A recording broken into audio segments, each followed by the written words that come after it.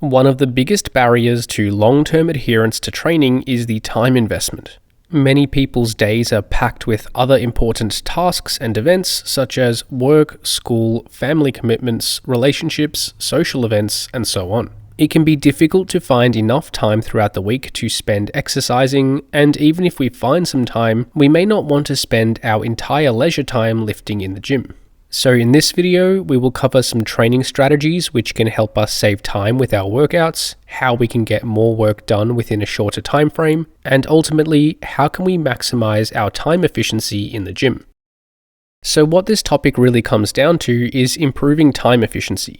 Time efficiency has two components: the duration of our workout and the hypertrophic stimulus achieved during the workout. We could obviously significantly reduce our workout duration by simply doing less total training, but this may also compromise the hypertrophic stimulus. So the goal is not to just reduce workout duration, but also to maintain an effective hypertrophic stimulus too. We can do this by manipulating variables in a way which won't have a major negative influence on our training, but can significantly reduce our workout duration. In some cases, we may be inhibiting the hypertrophic stimulus to some extent, but this small trade-off may be worth a large reductions in workout duration. So really, it is about trying to strike the best balance between workout duration and the hypertrophic stimulus. And this point of balance may be different for each person. Those who are more concerned with maximizing muscle growth at all costs may accept that workouts need to be fairly lengthy in order to maximize their muscle growth potential. But those who want to just get a good stimulus within a short duration may accept the trade-off that the hypertrophic stimulus may be slightly inhibited for the sake of reducing session duration. Let's now cover some strategies to help us save time with our workouts. The first is before we even get to training, and that is regarding the location of where we train. The commute to and from the gym can have a significant impact on our total workout duration. Depending on how much you need to travel to get to and from your training facility, this commute can extend our workout duration by up to 30 minutes or even more. And it isn't really always about how far the gym is from where you live. The gym might not be very far away, but the process of getting in the car, driving in traffic, and finding parking may make this commute far longer in duration than the distance would suggest. And in other cases, maybe the gym is not very close to where you live, but it is close to your work or school, making it quick to access on days that you are there, either before, after, or during your work or school hours. In any case, the point here is that we want to try and make the location of where we train as convenient as possible. If you have access to multiple training facilities in close proximity to where you live, opting for the one which is most convenient to access is recommended to minimize total session duration. Although, just keep in mind that there are other factors involved in the decision of which facility to train at, such as cost, equipment, atmosphere, demographic of people, and busyness of the gym. So you may decide to train in a less convenient location for the purposes of some other factor.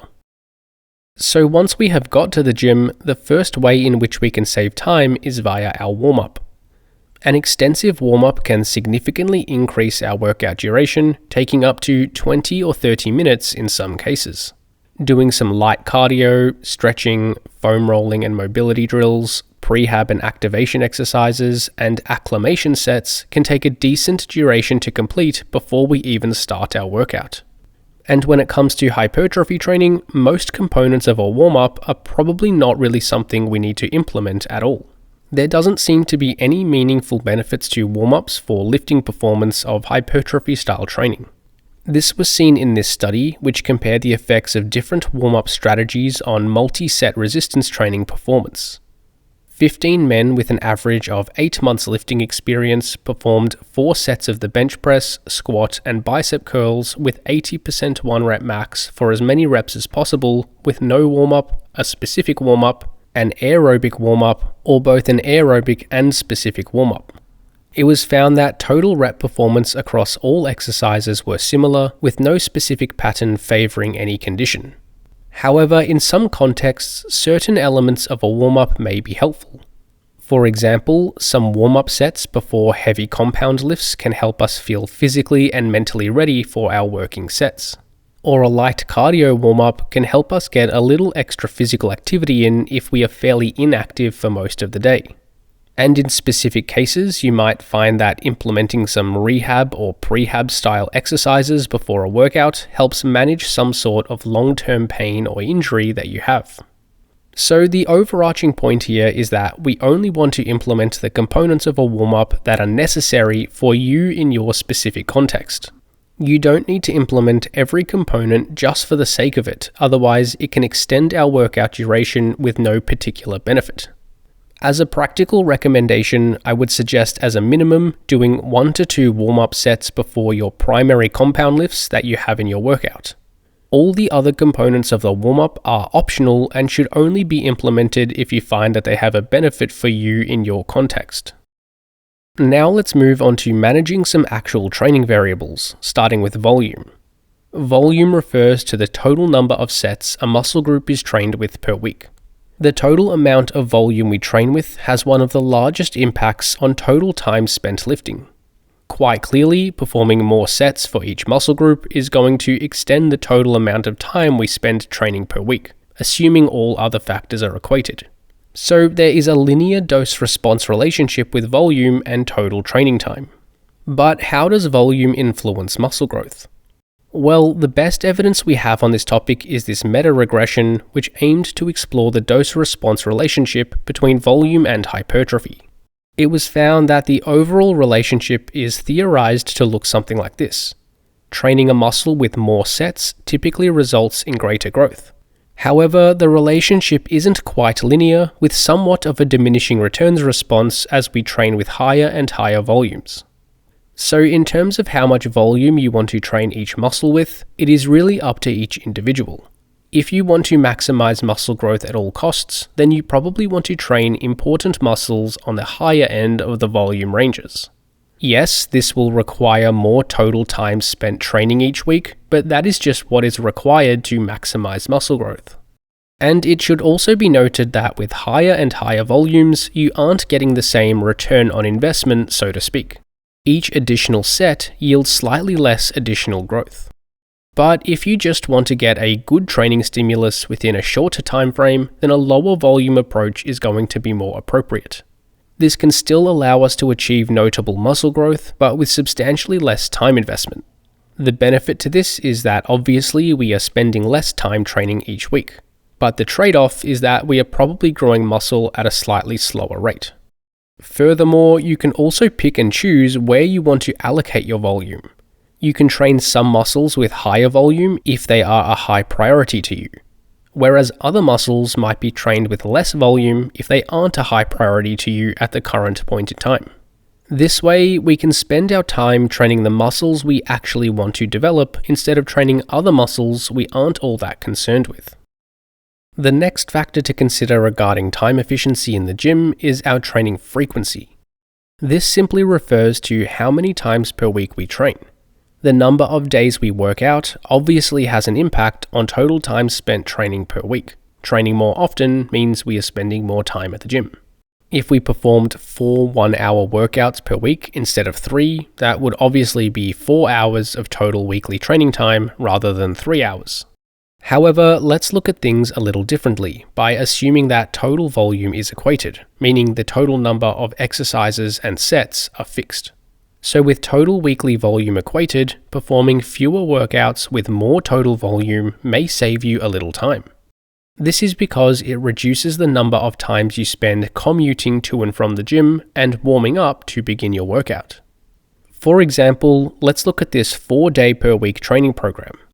We could condense this same program into a 3-day training split with the same total number of exercises and sets. This would increase the duration of each workout a little, but it will reduce workout duration throughout the week. This is because we have saved 1 workout's worth of commuting to and from the gym and the warm-up and preparation from 1 workout. And in terms of how this would influence actual muscle growth, it doesn't seem that manipulating frequency has a major effect on muscle growth when total weekly volume is equated. This was established in this meta-regression, which aimed to establish the relationship between frequency and muscle growth. It was found that overall, splitting your volume across more days per week may be slightly superior, but the benefits are extremely marginal and certainly not a major factor at play regarding muscle growth. However, it should be noted that when training a muscle with very high volumes within a workout, we may start to see less additional effectiveness. In this case, it may not be a good idea to train a muscle with too many sets within the same workout, and we would rather benefit from increasing frequency. This was seen in this meta-regression, which aimed to establish the relationship between per-session volume and muscle growth.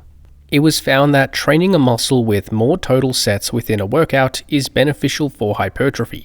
However, there appears to be a diminishing returns response where there are less additional benefits when training a muscle with more than around 10 sets per week. So overall, decreasing training frequency is a recommended time-saving strategy if it doesn't make each workout an unreasonable duration, if you require a decent amount of time to commute to and from your training facility, and if it means you are still not training any individual muscle group with more than 10 sets within a single workout. The next major factor influencing our workout duration is rest periods between sets. Rest periods make up the majority of our workout duration as opposed to actual lifting. In most typical hypertrophy-style workouts, the vast majority of the session duration is spent resting, with only a small fraction of the time actually spent lifting. For example, let's say a workout consisted of 20 total sets, including all sets from all exercises. Assuming each set takes around 30 seconds to complete, this would be a total of 10 minutes of total time spent lifting. If we were to rest for 2 minutes between sets, our total time spent resting would be 40 minutes. So in a 50-minute workout, only 20% of the workout is spent lifting, with 80% spent resting. And longer rest periods scale linearly with session duration. With all else being equal, resting longer will make our workouts equivalently longer, and shortening rest periods will make our workouts equivalently shorter. But the question is, how do rest periods influence muscle growth? Does resting longer promote superior hypertrophy, or are short rest periods just as effective? The best evidence we have on this topic is this meta-analysis, which compiled the data on the effects of rest periods on muscle growth from 9 studies. Rest periods were divided and compared between short, moderate, long, and very long rest periods.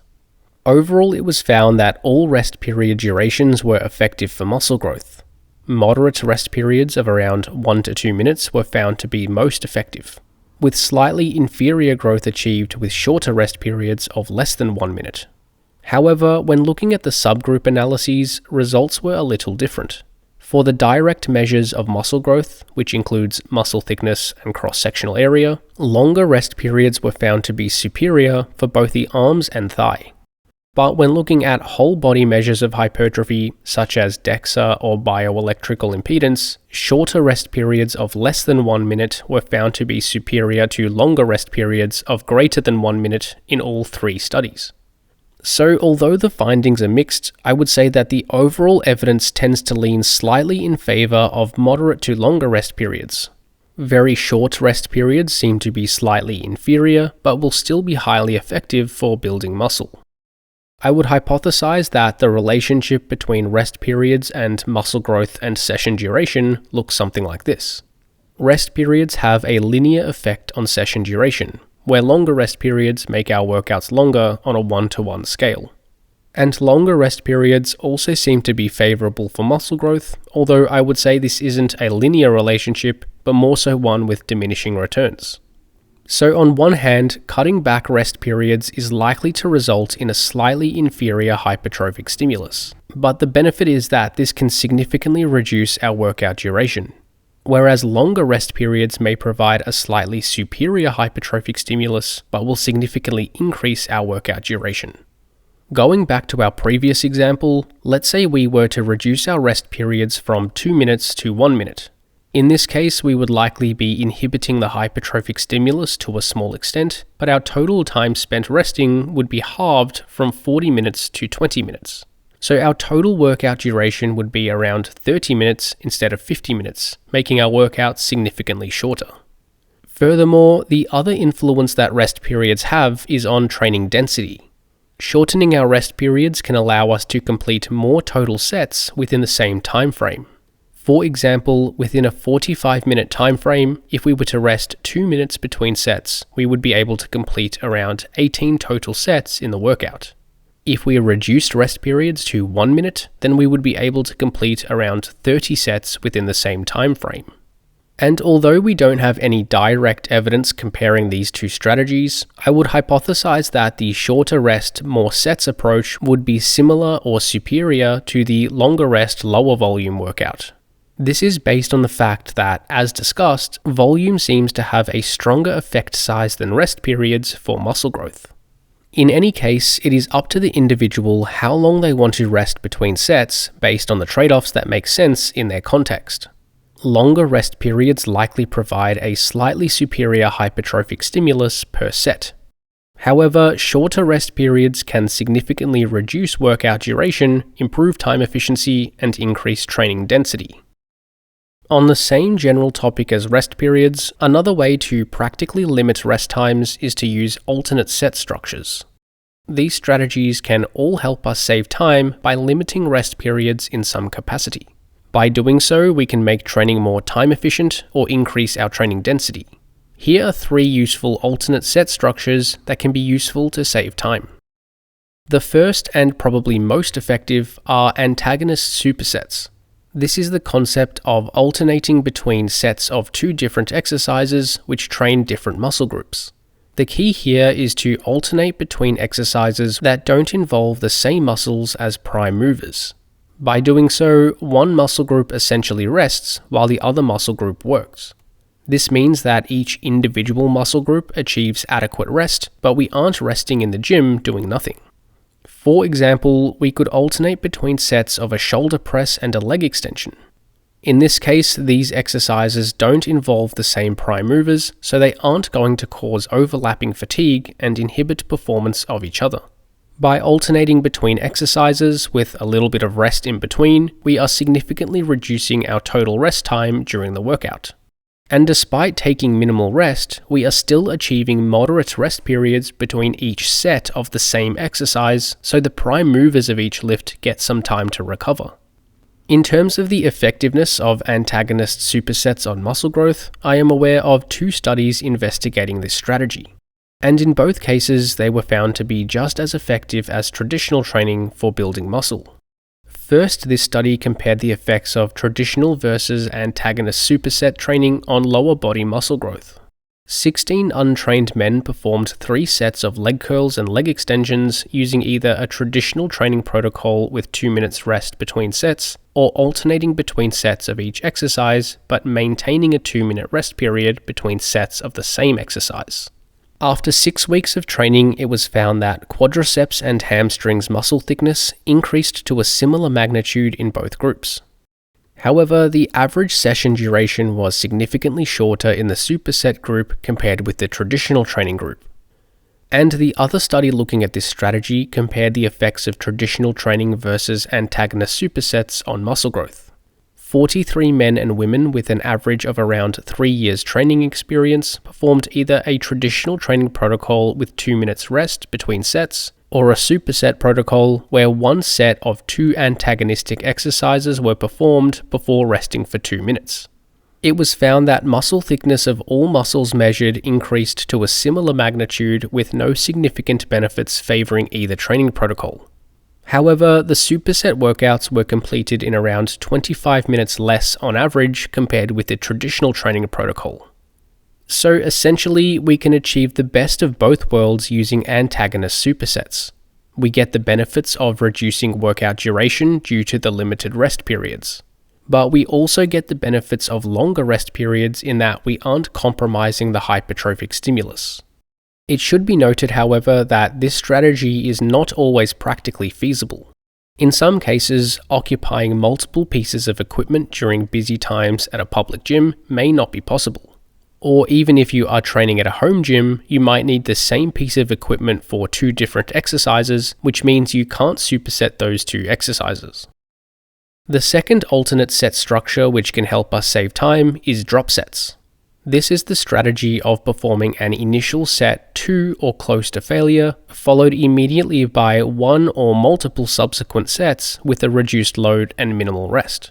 For example, let's say we performed a set of 12 to failure with 20 kilograms. We could perform a drop set by performing another set immediately afterwards with a load of 17.5 kilograms to failure. We could perform another drop set after this with 15 kilograms if we wanted to, and so on. So essentially, drop sets allow us to reach failure multiple times in a short period of time without needing to take extended rest periods. But again, the question is, how effective is this for muscle growth? Well, similar to shorter rest periods, drop sets may be slightly less hypertrophic than traditional training on a per set basis. However, by increasing training density, they can be just as effective as traditional training. This was seen in this study, which compared the effects of traditional versus drop set training on biceps growth. 9 untrained men performed single-arm dumbbell curls with one arm assigned to either 3 sets to failure with 80% 1 rep max, 3 sets to failure with 30% of 1 rep max, or 1 set to failure at 80% of 1 rep max, followed by 4 additional drop sets. It was found that biceps cross-sectional area increased to a similar magnitude in all 3 conditions. However, time spent training was significantly shorter with the drop set protocol compared with the other 2 traditional training protocols. However, it should be noted that drop sets aren't going to always be appropriate in all cases. Certain exercises simply aren't very conducive to drop set training. High fatigue exercises like compound free weight lower body lifts may be less suitable, as training to true muscular failure can be extremely fatiguing and unsafe in many cases. And the last alternate set structure worth discussing for time-saving purposes is myoreps. This is the concept of performing one activation set of around 10 to 15 reps to or very close to failure. This is then followed by multiple mini sets taken to failure with short rest periods of around 10 to 30 seconds.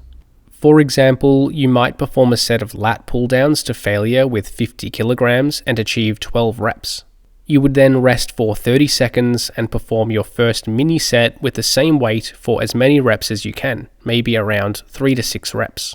Then you would just repeat the same process for as many sets as you have planned, or until you reach a total rep target. Similar to drop sets, myoreps can allow us to approach failure multiple times within a short time frame. This can again reduce total time spent training and improve training density. But how effective are myoreps for muscle growth? Well, there isn't any direct evidence I am aware of which looks at the influence of myoreps specifically on muscle growth.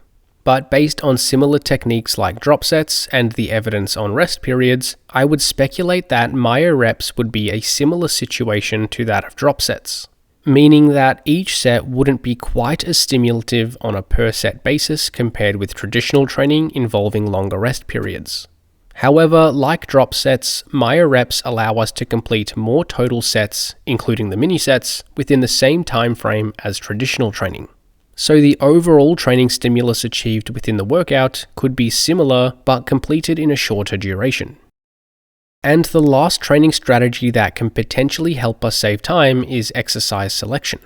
The exercises we select can influence time spent training indirectly via 2 of the previous factors we have discussed. First is via warm-ups. Some exercises require longer warm-ups than others based on their technical demands, psychological readiness requirements, and absolute load able to be lifted. And the other way is via rest periods. Some exercises are simply more fatiguing and require longer rest periods to recover between sets. In general, compound free weight lower body movements are going to take longer to perform because of these 2 reasons, whereas machines and isolation lifts can usually be performed within shorter time frames. For example, a barbell back squat, especially if the lifter is fairly strong, might require a few mobility prep drills and multiple warm-up sets before commencing their first working set. This warm-up protocol may take a total of, let's say, 7 minutes to complete. Each set might then require 2 to 3 minutes rest between sets for the multiple systems to recover before performing another productive set. If we performed 4 sets, for example, this would take 9.5 minutes, assuming each set takes 30 seconds to complete. So the total time required to perform 4 sets of barbell back squats, including the warm-up, would be around 16.5 minutes. If we compare this to a leg extension, we probably don't need to do any warm-up at all, maybe one warm-up set if you feel that your knees need it. We can probably rest for less time with leg extensions since local fatigue of the quads are the only system that will be fatigued. Let's say we take 1.5 minutes rest between sets. If we were to perform 4 sets, it would take 6.5 minutes.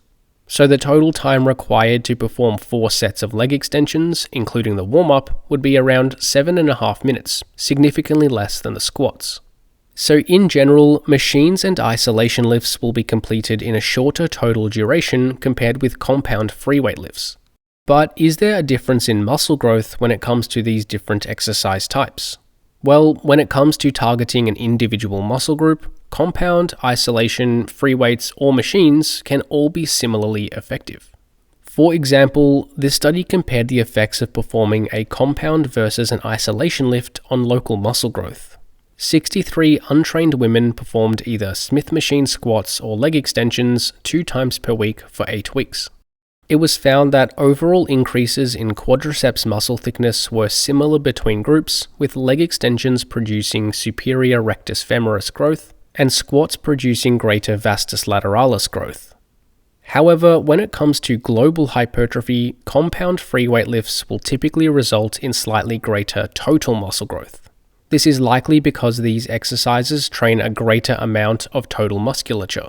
So accessory and stabilizer muscles will get somewhat of a hypertrophic stimulus in addition to the prime movers of the exercise.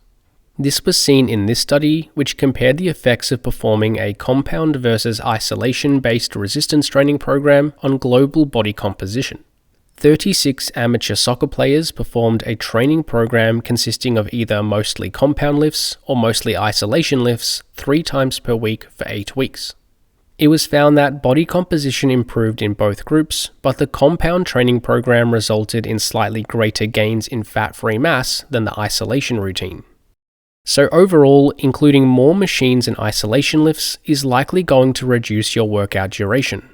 This probably won't have much of an impact on muscle growth of the prime movers, but we may not see as much muscle growth in the accessory and stabilizer muscles. As a practical recommendation, to maximize time efficiency, I would suggest including mostly low-fatigue machines and isolation exercises in your training routine. But it may be beneficial to include some higher fatigue compound free weight lifts for their global hypertrophy benefits. So taking all this information into consideration, let's establish some practical recommendations to help with time-efficient training. I think the best approach to this is to first lay out your realistic time constraints. How many days are you willing to train each week? And how much time are you willing to spend training each time you go to the gym? Then within these time constraints, adapt your training program to accommodate. Adjust your training variables such as volume, rest periods, and exercise selection in a way that gets you the best training stimulus within this time frame. And lastly, also take into consideration non-training factors that cost time, such as the commute to and from the gym and your warm-up. Try to minimize time spent on these activities by training in a convenient location and only including the essential elements of a warm-up. Thanks for watching, and hopefully you got something out of this video. Check out flowhighperformance.com for online coaching, training templates, ebooks, and more.